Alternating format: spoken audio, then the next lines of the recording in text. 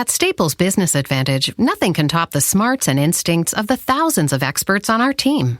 While AI excels at processing data, automating tasks, and providing insights for better decision-making. And when they're used together, they're far more powerful than either is alone.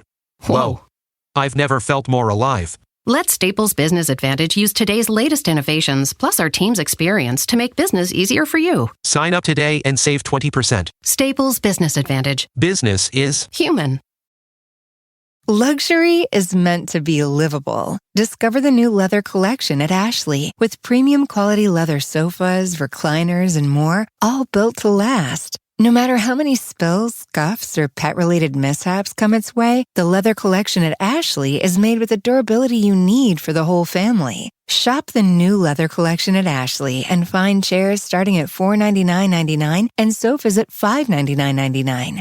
Ashley, for the love of home. To get the Crime Writers on Aftershow right now, go to patreon.com/partnersincrimemedia. I'm Rebecca Lavoie, and this is Crime Writers On.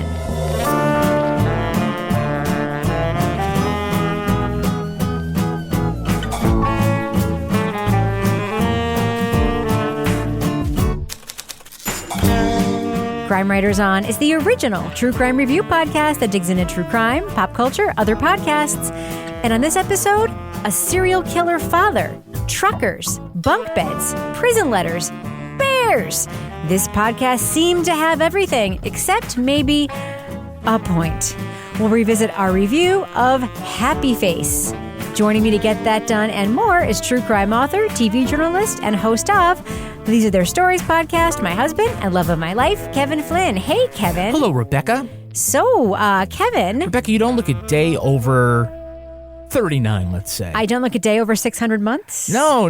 You look fantastic. Why are you mentioning that right now? Because we're doing this the classic rewind so that we could enjoy your 50th birthday in Walt Disney World. I know, it's so corny that I wanted to go to Disney World for my birthday. Don't judge. You can have whatever. No, I won't judge that. No, but I will judge this podcast. I'm not telling you. I'm telling listeners, don't judge that I wanted to spend my 50th birthday in Disney. Listen, I hated Disney World like 2 years ago. They say it's the happiest place I hope so. in the world. I hope I'm having a good time right now. I hope I am. You totally are. All right. So, Kevin, what is coming up on Monday's Crime Writers On? On Monday, we're going to be talking about the new podcast. This is from Dateline. It's called Murder in Apartment 12. Oh, so Toby's going to love it, right? He's totally on board for this one. He loves every Dateline podcast so much. So, speaking of things that we loved, what are we going to be hearing in today's Crime Writers On Classic Rewind? Okay, we're going back to October 22nd, 2018 for our review of Happy Face, a.k.a. My Dad, the Serial Killer. Oh,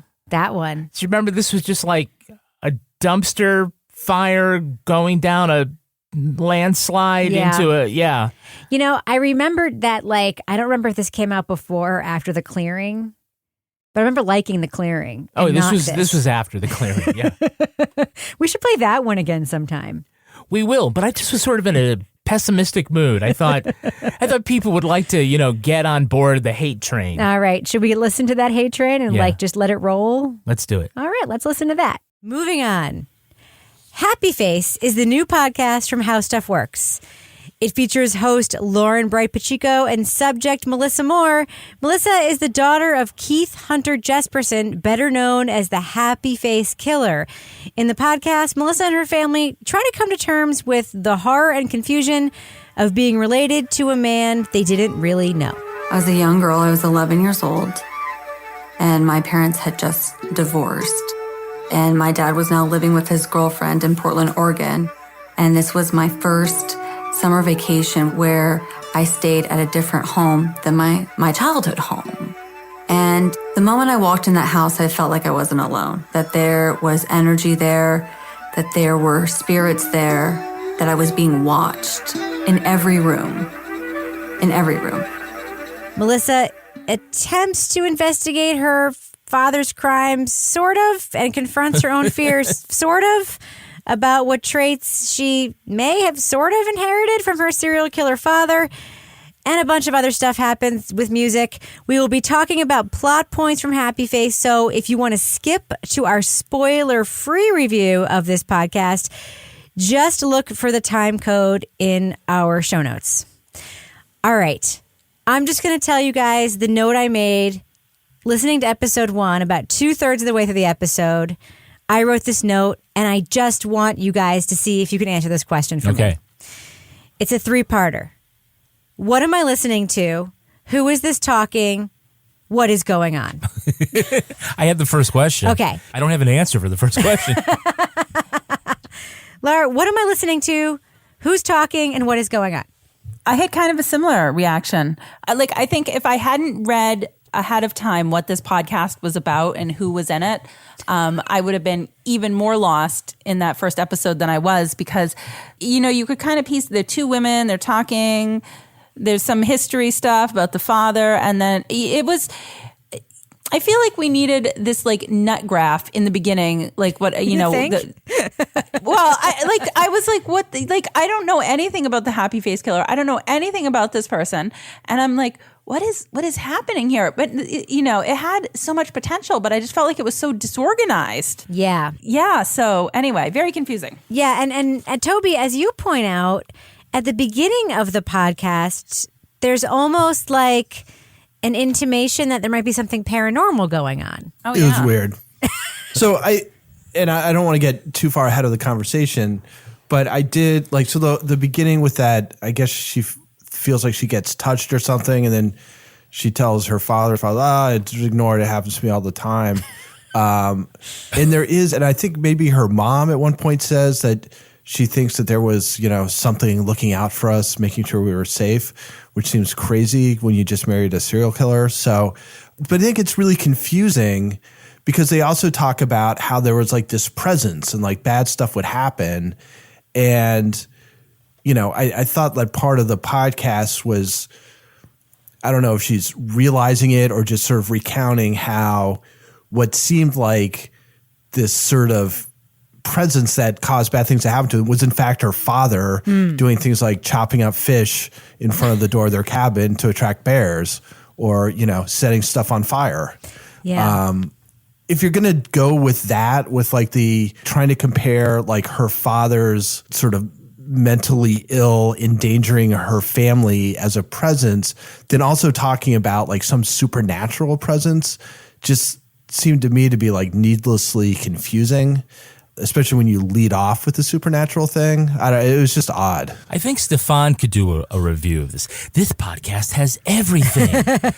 Bunk beds, long distance truck drivers, bears. All right, well, let's just get this out of the way because this happens in episode 2. Disembodied voices reading jailhouse letters. I'm going to go back to the actual story in a second. Yeah. But there is some and I think that you guys kind of nailed it. It's almost like some Monday morning quarterbacking going on, because basically the premise of this podcast is I am recalling my childhood. Is that the premise? Where my dad, it turns out, was a serial killer. And I'm just going to reconnect with my mom. We're going to tell stories about what it was like to live with this guy. But now we know he's a serial killer. We didn't know that at the time. And they're basically trying to fit everything into the frame that ever happened into also the frame that he was also a serial killer. Does anybody actually here think that guy was trying to use a bear as a murder weapon against his family? When he could just strangle everybody? Exactly. He was a very proficient murderer. He seemed to be very good at just putting his elbow on people's necks and killing them, which is not funny, but it's what happened. Mm-hmm. Yeah.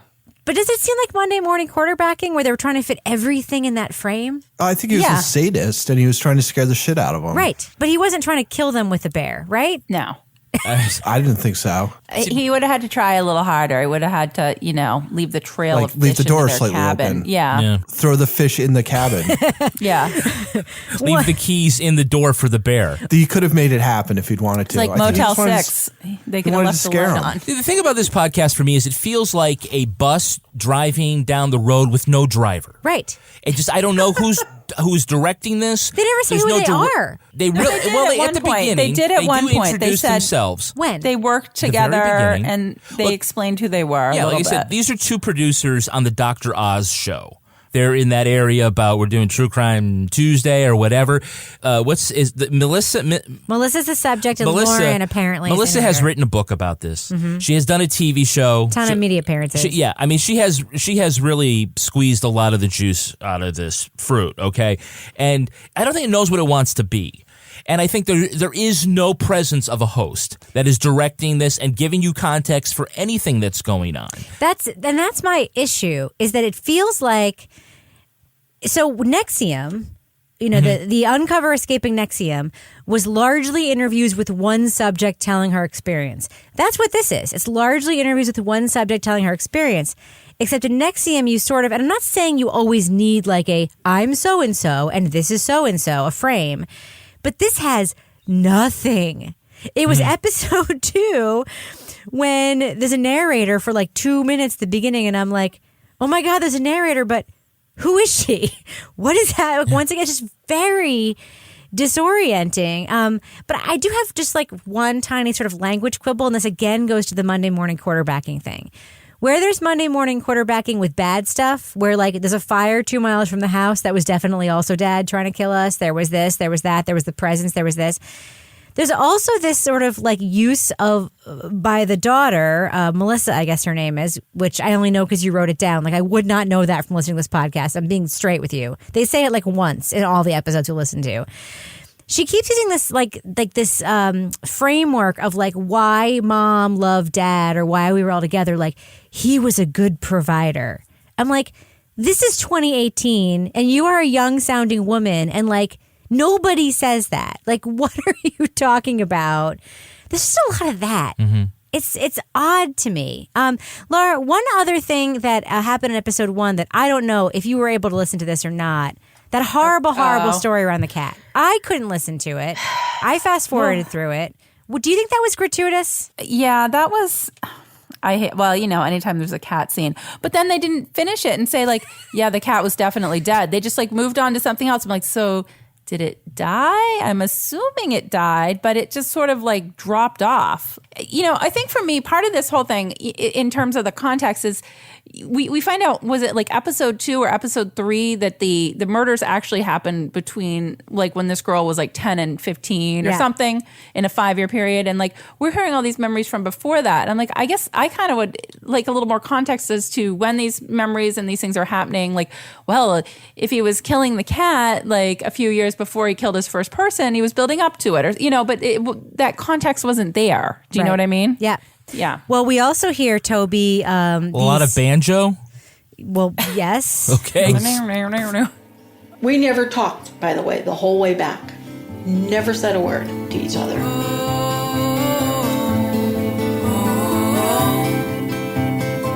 It's been a long 2 years. What is up with the random interjections of like the neo folk songs? I know, Toby, that was your favorite part of the podcast, right? Yeah. I don't even know where to, the last time I was like this flummoxed and dismayed by musical choices was that awful woman in True Detective season 2 who would just like be singing those mopey songs in that bar that they hung out in. Toby's note about this podcast is a very short set of notes about this podcast is, if I have to hear that version of Where Did You Sleep Last Night again, I don't know what I'll do.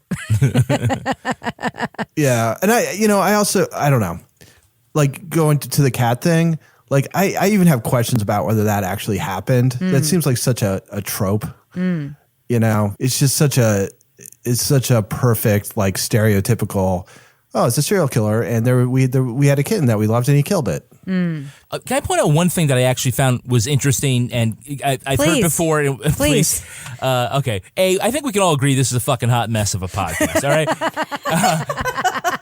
Spoiler alert. Yeah. Here's one takeaway, and I have heard it before, and this was a great example of it. When a criminal or somebody who's done something bad is explaining their actions, how you go from active voice to you get to the bad part, and it becomes passive voice. So you're talking about in episode 3, the sad, sad story of a serial killer told by the serial killer to an author that died before they interview him for this podcast. No, I'm talking about him in court. Oh, okay. Talking about what happened. Okay. And he said, I'm going to paraphrase it here. He said, I brought her to the house. Active. I opened the door for her. Active. I brought her in and showed her around. Active. I got her a glass of wine. Active.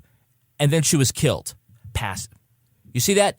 The way you do it, he can't bring himself to take responsibility even in his grammar for doing it. Yeah. Right?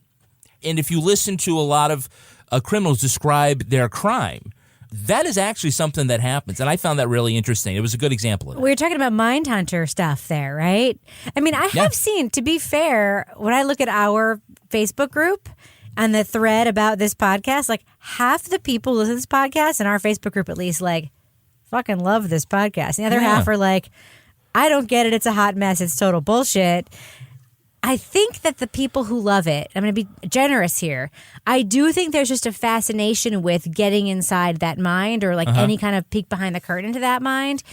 And we get that here. We hear that creepy narrator reading his creepy letters and what he did. We hear that kind of stuff. We hear the sad, I was a sad child raised by horrible parents. I don't know about you, but I don't believe a fucking word of that guy's story that he told to that dead author, because one thing we know about him is he's probably a liar. He's probably a psychopath. He's probably... Sound like his dad, though, was a piece of work, though. Yeah, he didn't sound like a... According to him. Because the wife confirmed that, too. She confirmed all the creepy things about him, like always trying to have sex with her and like... And so, some of that was corroborated. Drew Peterson's dad or whatever that guy was. Yeah. No, I think that's right. But I think that's why people like this, right? Because they like that sort of peek into the mind. Yeah. I don't like how it's organized, but I find it very interesting to hear how they talk about him. And they talk, like, for me, the part that's interesting, how they talk about him in their family, and they all still sort of laugh about things he did, or they try to sort of portray that period pre-serial killer in this sort of fantasy sort of light, which is interesting to see how, this interpretation that they have of that time in their lives before he became a serial killer. So I find that kind of interesting. Yeah, I think that's the appealing thing. And if there was some structure to this thing, like that stuff would be good. I don't know what else there is to say. There's just not a lot of there. There's a lot of music. Mm-hmm. It's a lot of folklore. So let's just do that thing we do. Let's just tell our listeners, I know that was a fairly quick review, should they check out Happy Face? Thumbs up or thumbs down? I'm going to start with you, Laura Bricker. What do you think? I don't know. This might have to be like a thumb sideways one because, I wouldn't say this is like the best thing I've ever listened to. It's probably not the worst thing I've ever listened to. God, this sounds so enlightening. But you know what? There are people out there that if you don't mind that the story jumps around, if you know about this case before you start listening to this podcast, you're probably going to be able to follow it. If you don't, you're not going to be able to follow it. So I might do one more episode. Okay, I don't even know what that was, but that's my review. Your review was a lot like this podcast, Laura Bricker. Toby Ball, what about you? Thumbs up or thumbs down for Happy Face? I think it's kind of lurid. I don't know. I just a thumbs down. I don't think there's much to recommend it. I am also going to give it a thumbs down. I think this podcast is like one of those weird 1970s like meditation albums that my mom used to listen to when she did yoga in the front yard. I think this podcast could have been made by one of those weird cult leaders who like got people to all rent a house together. It has that sound. It has that weird, trippy, but not in a good way. Like, I don't even think smoking pot and listening to this podcast would be fun. I think even if I was smoking pot, I'd still be like, what the fuck am I listening to? I am a straight up thumbs down for this super hot mess of a podcast, Happy Face. I don't know what I'm listening to. I don't know who the people are. If it's supposed to be smart, I guess I'm not smart enough to get it. Huge thumbs down for me. What about you, Kevin? Thumbs down. Blue Apron's mission is to make incredible home cooking accessible to everyone. Downloading an app can be the start of a teen learning a new skill, discovering a community, or igniting their creativity. But parents should have a say in which apps are right for their teens. That's why Instagram wants to work with Congress to require parental approval wherever teens under 16 download apps. Learn more at Instagram.com/parental approval.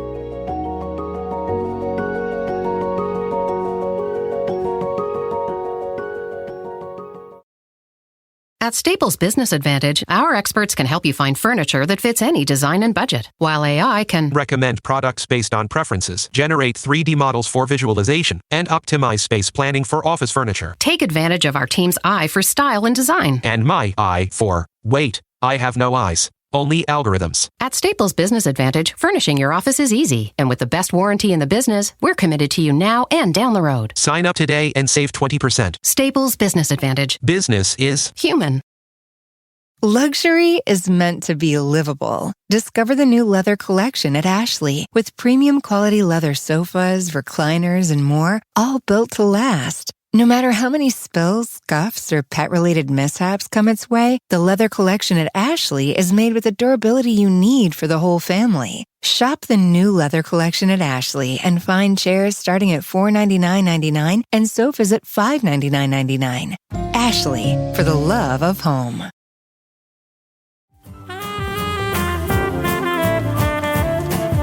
Wow, we really didn't like that one. Yeah, I know people put a lot of time into these things. I know, and nice people that we like.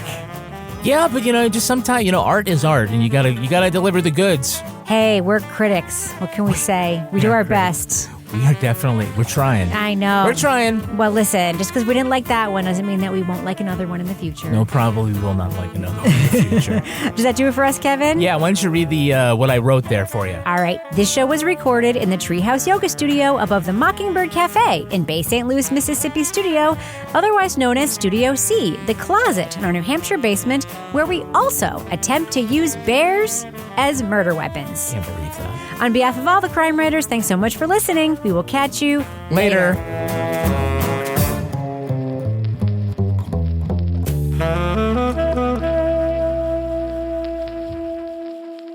Partners in Crime Media. At Staples Business Advantage, nothing can top the smarts and instincts of the thousands of experts on our team. While AI excels at processing data, automating tasks, and providing insights for better decision-making. And when they're used together, they're far more powerful than either is alone. Whoa. I've never felt more alive. Let Staples Business Advantage use today's latest innovations, plus our team's experience, to make business easier for you. Sign up today and save 20%. Staples Business Advantage. Business is human.